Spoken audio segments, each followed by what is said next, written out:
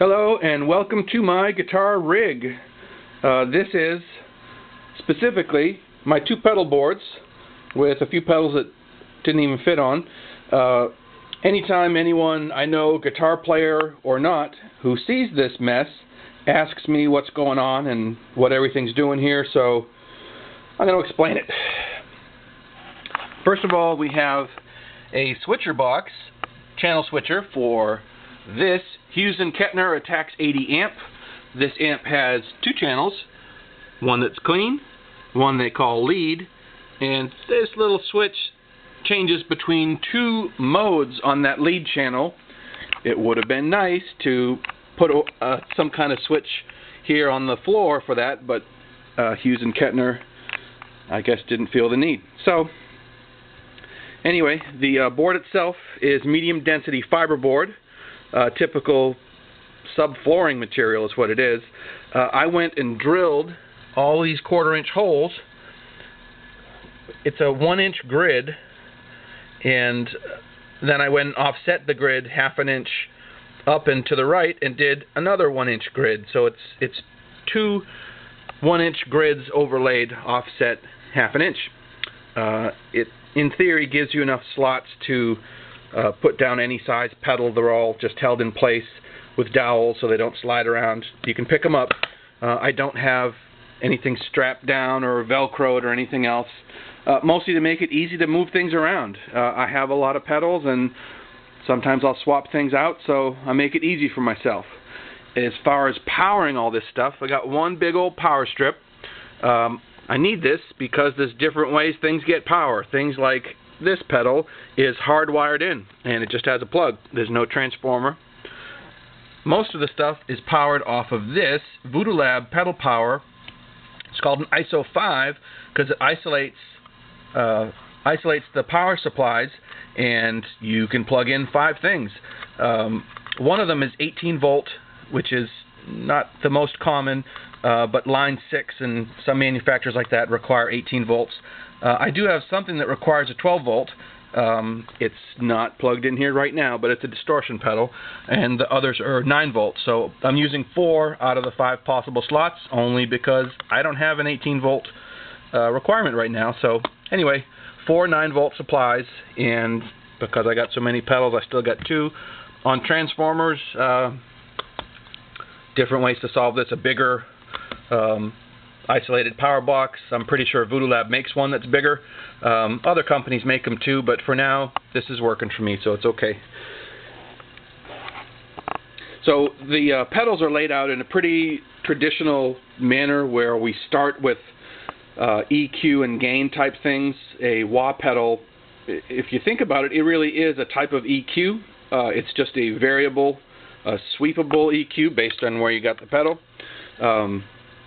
So we start with wah, then go into gain, and then modulation, and on to all this other business. So anyway, it starts with a Charlie Stringer Snarling Dogs Fireball 2-alarm wah.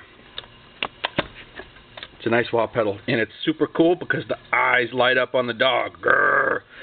Then we go into a blue tube, BK Butler Designs, classic tube works. I don't think they're making this pedal anymore, but it's great for just warming up the signal. I use it for everything. It's almost always on. Sub-Decay Studio Stupid Box. It's your basic level, tone, gain. It's a great pedal. They don't make this one anymore. Sub-Decay has replaced it with a much smaller pedal that has actually more control. It has 3 trim pots inside the pedal. You got to bust it open, and it gives you a little more control of the EQ. I got the old one. Works great for me. Sub-Decay Stupid Box. Come out of the Stupid Box, and then we go into an MXR Phase 90 traditional phaser. Still got the little rubber cover on the one control. In theory, so you can move it with your foot. I don't know how realistic that is, but okay. Flanger. This one is actual stereo. It's DoD FX75B. This was from sometime in the late 80s, like 87. First pedal I ever bought, and I still got it. Works great. Your basic flanger, and it's very usable even if you have everything turned up, dimed out, maxed. It still gives you a usable sound that's not true of every flanger. It's a good one. An old Boss CE3 chorus pedal. Again, stereo, not running in stereo. It's got different modes. We'll get into that another time. But your basic chorus, it's old, so it sounds, 80s, but it's a good chorus. These little barrel connectors, which I kind of prefer to all these wires. Wires end up, things get shorted, or they start to make noise on you. They get microphonic. You can get, if it's not properly shielded enough, you can get noise from being near other things. These barrel connectors avoid a lot of those problems. The only trouble is with these straight ones, you have to have manufacturers where the jack is located the same height off of the base of the pedal, off the floor. That's not always easy. This type of barrel connector solves that problem. It's a little Z-curve. So once you have one set, you just rotate it sort of up and down, and it matches the height of the next pedal. I can't find enough of these. I wish I could, because then you can jam more stuff on your pedal board, which obviously I need. We come out of the chorus and go into an enhancer. This is a nice little pedal. It's similar to the Aphex Aural Exciter. If you know what that is, it pulls out different harmonic frequencies out of the signal, and it's a nice pedal. It didn't sell very well for Boss, so you can probably find them out there cheap. I love it.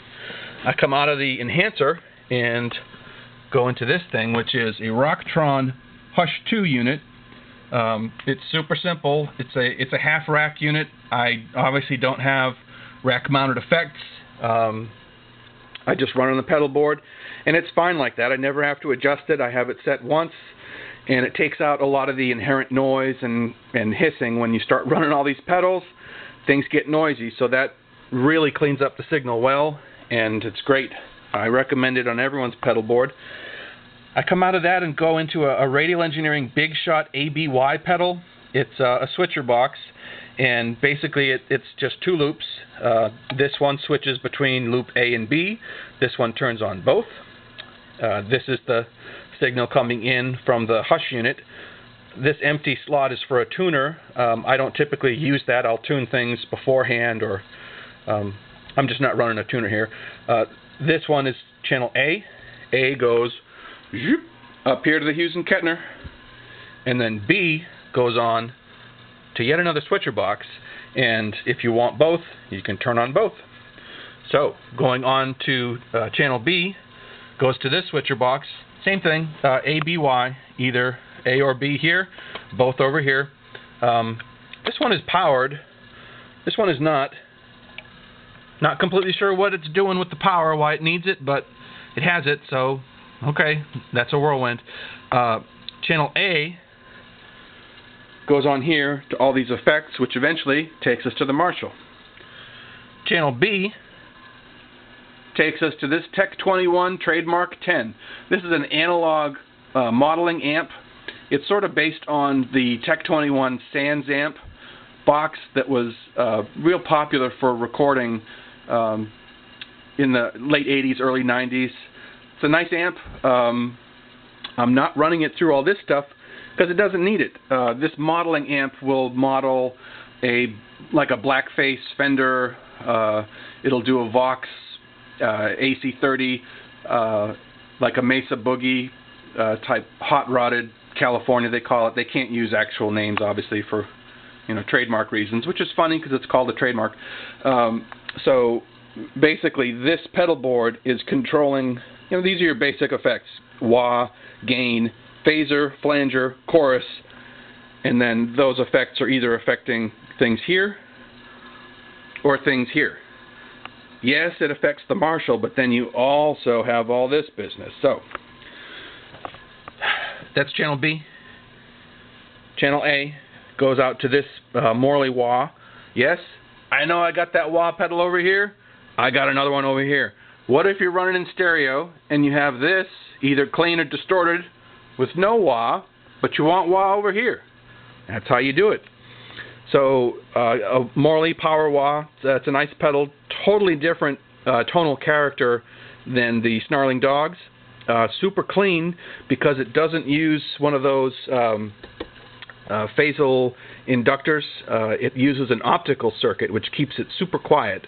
That's a nice feature of the pedal. So come out of the Morley Wah into an Electro-Harmonix Holy Stain. This is a multi-effector, and because it's Electro-Harmonix, it's weird. I have this because this here Marshall does not have a reverb circuit. So we have this. It has two different kinds of reverb here, room or hall reverb, pitch shifter, and tremolo. It's kind of fun. It has some unique tone and gain circuitry here. This little black wire comes out to this, an expression pedal. This in particular is a Zoom that was, I got it to go with a Zoom 505 multi-effector that I'm not using now, but it's a basic expression pedal. It'll work as a volume pedal if you just plug it into, anything in this signal chain. I'm using it as an expression pedal to control parameters here. If it's set for one of the reverbs, it is a master volume. If it's set for a pitch shifter, this guy will control the pitch shift, and if it's set for tremolo, it'll set the tremolo speed. So pretty useful pedal, and it's a little strange. We come out of the Holy Stain into a Boss Metal Zone. It's a great heavy metal distortion pedal because Marshall's not loud enough, I guess. I don't know. So the nice thing about this pedal, it gives you control over the mids with a parametric EQ, and it's great. You can get a lot of hard rock and metal tones out of this, just in case you're not getting what you need over here with the Blue Tube or the Stupid Box. It's a nice pedal. And then, just in case you're not using a reverb off the Holy Stain, we got another reverb pedal. It's another Electro-Harmonix, the Holy Grail. They've since reissued this as a much smaller pedal, which smaller pedals sound good to me because then maybe I could fit more of this on it here.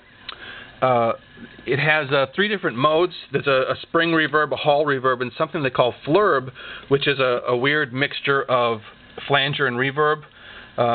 Electro-Harmonix, it's going to be weird, so it's a good pedal. It sounds like a spring tank reverb. It's great. Come out of that and right into the Marshall. Speaking of reverb, the Hughes & Kettner, yes, it does have a reverb circuit. And if you look, it's set to like 8 or 9. And yet you still don't hear a lot of reverb. So what do? You get another Holy Grail. And same thing, exact same 3-function switch and 1 knob. That's it. Pretty much leave it on all the time. And you get a nice sounding reverb out of the Hughes & Kettner. That's it. I can do another video to better explain what all these pedals are doing. And it changes. This is the setup at this moment. I don't usually have loose stuff on the floor that's not fitting on the board, but I do right now. I had a need for a wah, plugged it in. Got to be flexible, so we're flexible. I guess I didn't talk about the power over here. Obviously the board itself is the same material, medium density fiber board with the drilled out holes and the 1/4-inch dowels and all that.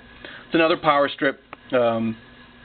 This one has got all transformers on it, and it's annoying. You can see it's a 6-outlet strip, and all outlets get covered by 4 transformer boxes. So looks like we need to talk to our friends over at Voodoo Lab and get ourselves another pedal power box.